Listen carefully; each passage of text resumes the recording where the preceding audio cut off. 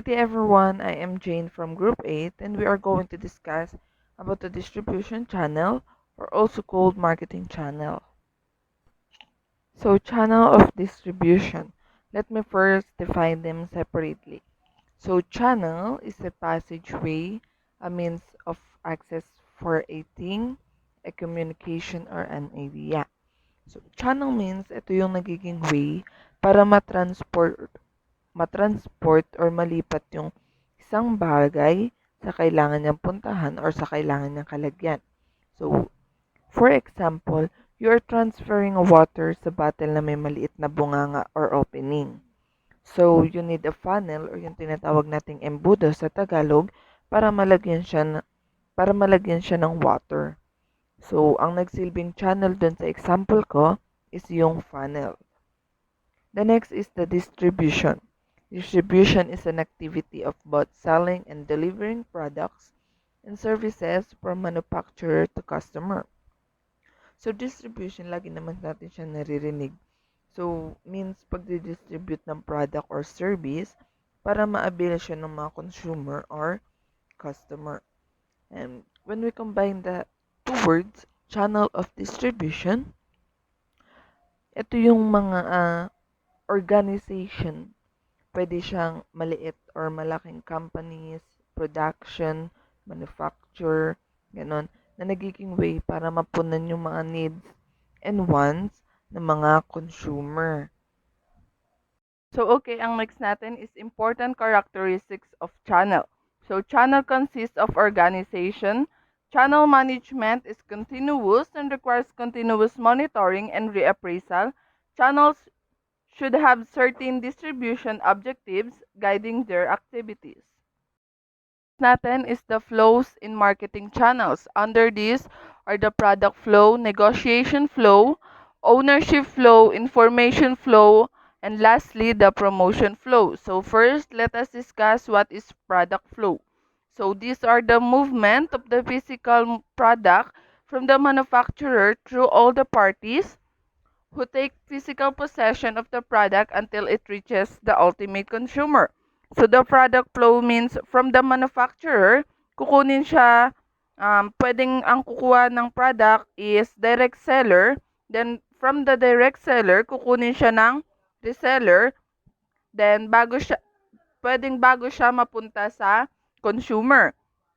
So next is the negotiation flow.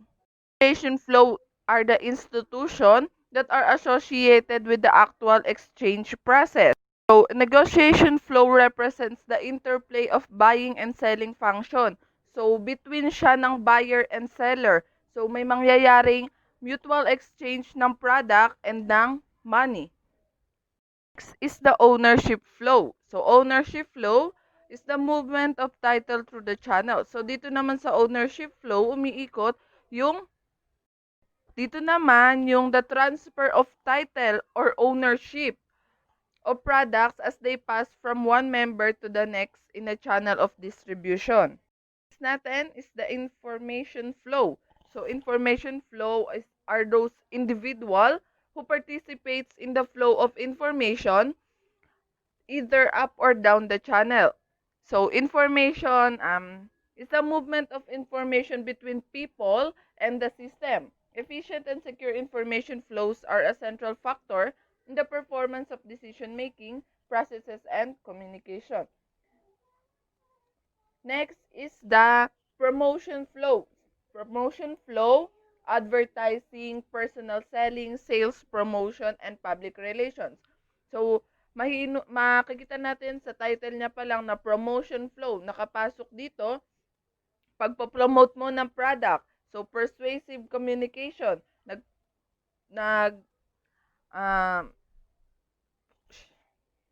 Nag-a-advertise ka, kumukuha ka ng customer sa pamamagitan ng pagpo-promote ng business mo or ng pangalan ng business mo. So, commonly, ang ginagamit dito sa advertising, especially sa TV. Personal selling, commonly ngayon sa atin is live, FB live sa mga social media natin. So, ang next natin is marketing channels for consumer product. So, under these are direct channel, retail channel, wholesale channel, and agent channel. So, una tayo sa direct channel, which is the simplest channel. Bakit siya sinabing simplest? Kasi dalawa lang ang involved dito, producer and consumer. Wala nang iba. From producer, diretso na agad siya sa consumer, yung product na yon. Pag ginawa siya ng producer, diretso na agad siya sa mga consumer. The next is retail channel. Retailers selling directly to the consumer. So from producer, kukunin siya ng retailers, tsaka ibebenta sa mga consumer. So nadagdagan tayo ng isang channel dito, which is the retailer. The next is the wholesale channel. From producer to wholesaler or distributor, to retailer bago makarating sa consumer. Wholesale, buying and usually storing and physical handling goods in large quantities. So sila yung bumibili ng madamihan o bulto-bulto, then maghahanap sila ng mga retailers nila, then tsaka magbebenta sa mga consumers. Next is the agent channel.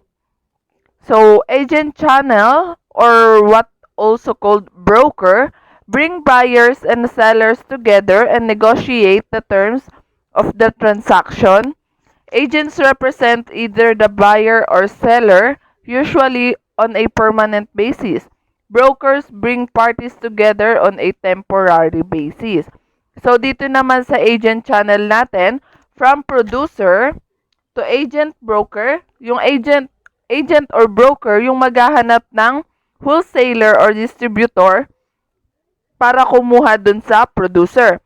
Pagkaano naman sa wholesaler or distributor, dun ulit papasok si retailer bago dumating kay consumer. Kung babase tayo sa price, mas mababa ang patong dito sa direct channel kasi from producer to consumer lang siya. Compare dito sa agent channel, marami na siyang dinadaanan, so marami ng fee or marami ng dagdag doon sa presyo ng product natin. What are the role of wholesale intermediaries? First one is purchasing. Wholesalers purchase very large quantities of goods directly from producers or from other wholesalers. By purchasing large quantities or volumes, wholesalers are able to secure significantly lower prices. So, ang pinaka-role ng purchasing ay ang mas makabili or makakuha tayo ng murang supplies and equipments para sa ating business. Dito nabubuo ang relationship between the supplier and the consumer, which is tayo. Nagkakaroon ng magandang pag-uusap when it comes to prices ng materials na need ng ating business. So, mas napapabilis at mas nakakamura tayo kapag tayo mismo yung nakikipag-usap sa mga suppliers. Next one is warehousing and transportation. Once the wholesaler has purchased a mass quantity of goods, it needs to get them to a place where they can be purchased by consumers. Kapag ang wholesaler ay nasettle na ang number of products na ibebenta, this is the time para i-deliver ang mga products into different places or stores para makonsume siya ng mga tao. Grading and packaging. Wholesalers buy a very large quantity of goods and then break that quantity down into smaller lots. The process of breaking large quantities into smaller lots that will be resold is called bulk breaking. For grading and packaging, ang isa sa example here is a potato business. Dito natin madedetermine kung alin yung mas maliit at mas malaking sizes ng potato. Dito natin malalaman kung magkano ba natin dapat ibenta yung ganitong size and the other size. So, dito rin maipapasok yung kung gaano kalaki yung mako-consume natin when it comes to sa plastic or kung ano ba yung dapat na lalagyan nung. Next one is risk-bearing. Wholesalers either take title to the goods they purchase or they own the goods they purchase. There are two primary consequences of this, both of which are both very important to the distribution channel. First, It means that the wholesaler finances the purchase of the goods and carries the cost of the goods in inventory until they are sold. So, dapat dito monitor talaga yung finances from the start hanggang sa ma-sold out yung binibenta natin. And because this is connected to the other rules, which is purchasing, warehousing, and other transportation process. Second, wholesalers also bear the risks for the product until they are delivered. If goods are damaged in transport and cannot be sold, then the wholesaler is left with the goods and the cost. If there is a significant change in the value of the products between the time of the purchase from the producer and the sale to the retailer, the wholesaler will absorb that profit or loss. Next is marketing. This might include creating displays for the wholesalers' products and providing the display to retailers to increase sales. The wholesaler may advertise its products that are carried by many retailers. Wholesalers also influence which products the retailer offers. So for this, halimbawa, ako yung wholesaler, syempre ang gagawin ko ngayong quarantine is magpo-post ako ng panibagong offer or panibagong product na ilalabas ng business. So ang gagawin ko is ipo-post ko siya through social media, and then ang gagawin ni retailer is i-share niya ito, and syempre hanggang sa ma-share na rin ng other people na nakakakita sa mga post natin, hanggang sa makuha nila or makita nila kung saan nga ba yung pinakamalapit na branch para makuha yung product na yun. Next is distribution. It refers to the network used to get a product from the manufacturer or creator to the end user. When a distribution channel is direct, the manufacturer is selling directly to the end user without a middleman. When the distribution channel is indirect, the product changes hands several times before reaching the ultimate consumer. Intermediaries between the manufacturer and the consumer is an indirect distribution. The channel might include wholesaler or distributor, dealer, retailer, consultant, manufacturer's representative, and catalog. When we say direct, wala nang ibang pangdadaanan kundi from manufacturer or from seller, mapupunta agad siya kay consumer. Pag sinabi naman nating indirect, from manufacturer, mapupunta muna siya kay retailer hanggang sa makuha siya ni consumer. The next topic is retailers or retailing. It involves all activities required to market consumer goods and services to ultimate consumers who are purchasing for individual or family needs. We all know that a retailer typically don't manufacture their own items, but they purchase goods from manufacturer or a wholesaler and sell the good to consumer in small quantities. Retail transactions are not to be confused with online transaction. Goods must be sold from a single point directly to a consumer for their end users. Business to business is not included in retail because it is a form of transaction between companies rather than between a company and individual consumers. B2B tend to happen in the supply chain where one company will purchase raw materials from another to be used in the manufacturing process. So let's proceed to the types of retailers. The first one is department store, a large store divided into departments which sell such product furnishings, electronic, clothing, cosmetics, and others. It is a merchandising that a customer can find about anything they want in the store under one roof. The best example is malls like Festival, Robinsons, SM. Dito kasi all-in na. May appliances, may mga foods, clothing like chanelas, sapatos, tapos mga different stuffs na kailangan ng tao and other necessities. Second one is chain store. 1920 saw the evolution of the chain store movement. Because chains were so large, they were able to buy a wide variety of merchandise in large quantity discount. The discounts substantially lowered of their cost compared to the cost of single unit retailers. As a result, they could set retail prices that were lower than those of their small competitors and increase their share of the market. Ang understanding ko naman dito sa chain store is that having the same ownership and selling the same lines of goods. For example, may business ako na coffee shop.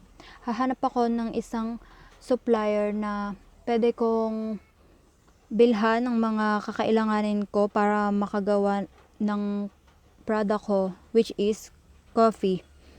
Tapos, habang tumatagal, kapag nagiging highly satisfied ako sa pagiging supplier niya, pwede ko siyang matawag na sister company. Third is supermarkets, evolved in 1920s and 1930s. Example is Piggly Wiggly food stores, founded by Clarence Saunders around 1920. Introduced self-service and customer checkout counters. A supermarket carry an extensive line of food items and often non-food products. So, sa supermarket, ito yung large retail market that sells food and other household goods, usually operated on a self-service basis. Binubuo siya ng wet and dry, and of course sa wet makikita natin doon yung mga raw foods like meats. For example, chicken, beef, pork, hot dogs, yung usually mga frozen products siya. Tapos, sa dry, syempre, nandun yung mga other necessities ng tao, like pang sanitation. For example is toothbrush, toothpaste, soap, shampoo, mga alcohol, and madami pang iba. Next is discount retailers. It is a retail stores that sells product at prices lower than those asked by traditional retail outlets. Some are similar to department store. Yung discount retailer is ginagamit siya to attract customers. For example, is brand factory, which is yung mga branded na sapatos, damit, appliances, gadget, at marami pang iba. Yung advantage nito is mabibili mo yung product sa murang halaga, kaso yung disadvantage naman nito is limited lang yung stocks and yung sizes ng bawat product. Lastly is warehouse retailer. Provide a bare-bones shopping experience at very low prices. Yung warehouse, siya yung building for storing goods used by manufacturers, importers, exporters, wholesalers, and others. Stored goods can include any raw materials, packing materials, spare parts, components, or even finished goods associated with agriculture, manufacturing, and production. Sa warehouse, dito naman ini-imbak yung mga stocks ng isang business or kumpanya. Kapag sinabi siya na na provide a bare bones shopping experience at very low prices, kasi kapag may time hindi naman agad nauubos yung mga stocks na yon, syempre gagawa ka ng paraan para mabenta siya, at yun ay ibebenta mo siya ng mas mura sa iba, para sa ganon kapag may dumating na ibang supply, hindi masasayang yung una mong binili kasi nabenta mo siya at a very low price. Franchises approach brings together national chains and local ownership. An owner purchases a franchise, which gives her the right to use the firm's business model and brand for a set period of time. So, it means a franchise is a business whereby the owner licenses its operations along with its products, branding, and knowledge in exchange for a franchise fee. The franchisor is the business that grants the license to franchisees. So we have two different types of franchising. Number one is business format franchising. In a business format franchise, the franchisor provides to the franchisee not just its trade name, products, and services, but an entire system for operating the business, and it is the most identifiable. While less identified with franchising is the traditional or product distribution franchising. It is larger in total sales than business format franchising. Examples of product distribution franchising can be found in the bottling, gasoline, automotive, and other manufacturing industries. Malls and shopping centers are successful because they provide customers with a wide assortment of products across many stores. Malls are larger centers that typically have one or more department stores as major tenants.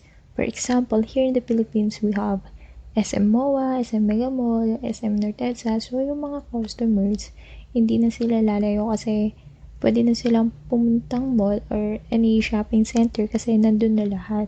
So, yung shopping malls and shopping center, they provide customers with assortment of products na lahat ng hanapin nila is nandun na sa shopping malls and shopping center. Online retailing is unquestionably a dominant force in the retail industry, but today it accounts for only a small percentage of total retail sales. Online marketing plays a significant role in preparing the buyers who shop in stores. In a similar integrated approach, catalogs that are mailed to customers' homes drive online orders. So the online retailing is a process that allows the customers to search, select, and purchase the products, services, and information remotely over the internet. So the example of the biggest online retailer is the Amazon. It is the largest e-commerce retailer by online revenue in the world. Online marketing is a method that uses the internet to promote or transmit a message about a company's product and services to the potential buyers or target audience. For example, vlogging, advertising. Non-store retailing. Vending machines and point-of-sale kiosks have long been a popular retail device. Today, they are becoming more targeted, such as companies selling easily forgotten items such as small electronics device and makeup items to travelers in airports. Each of these retailing approaches can be customized to meet the needs of the target buyer or combined to span a range of needs. So we have different types of non-retailing. So the number one is direct sales, direct marketing, and automatic vending. So one of the oldest forms of non-store retailing is the direct sales type. It is the best way to describe. This would be door-to-door salesmen who do cold calls to homes and offices to sell their products. They might also do other activities like promotions or others directly sell to end the customer. And next is direct marketing. It consists of any marketing that relies on direct communication or distribution to individual consumers, rather than through a third party such as mass media. It is a mail, email, social media, and texting campaigns are among the delivery system used. And the last is automatic vending. It means of retailing products to consumers via vending machines. Automatic vending has been employed extensively in selling, for instance, or example is the food, beverages, and cigarettes. The use of vending machines has also become prominent in the banking, building society sector as a means of dispensing cash. Marketing channel versus supply chain. Una po, ano nga po ba ang marketing channel at supply chain? Unahin ko po muna ang supply chain. Supply chain is a system of organizations, people, activities, information, and resources involved in moving a product or service from supplier to customer. Supply chain activities involve the transformation of natural resources, raw materials, and components into a finished product that is delivered to the end customer. So, sa supply chain po is naka-focus po siya sa supply or pagsusupply ng isang material na bagay para mabuo ang isang produkto. Kagaya po ng ni Lily's peanut butter. Nyari po, ako po yung nagdi-distribute or nagsusupply sa kanya ng mga mani. Then, pagka-supply ko po sa kanya, si Lily's peanut butter na po yung magpa-process ng mani para maging isang peanut butter. Then, si Lily's peanut butter naman po, siya naman po yung magsusupply or magdi-distribute sa mga supermarket, hypermarket, sa palengke. Tapos, pag nandun na po sa mga supermarket yung product nila, si supermarket naman po yung parang magiging distributor or supplier nung product na yun sa mga consumer. Kasi po, sila po yung pupuntahan ng mga consumer para bilhan nung product na yun, di ba? Hindi naman pwede pumunta mismo sa akin na distributor ng mani. Yun po yung supply chain po, parang yun po yung process nung raw material tapos mapaprocess hanggang sa maging isang finished product para umabot sa consumer. So, doon naman po tayo sa marketing channel. Marketing channels are purely customer-facing. Supply chain management seeks to optimize how products are supplied, which adds a number of financial and efficiency objectives that are more internally focused. Marketing channels emphasize a stronger market view of the customer expectations and competitive dynamics in the marketplace. So, sa madaling salita, ito yung way or paraan para makaabot sa consumer yung product and services ng isang business. So, yung marketing channel po is may malaking parte sa isang business. Ito ay nagsisilbing susi para makagawa ng isang epektibang marketing strategy. Pero ang pinaka-purpose po ng marketing channel ay maging tulay ng producer ng product papunta sa end user ng product.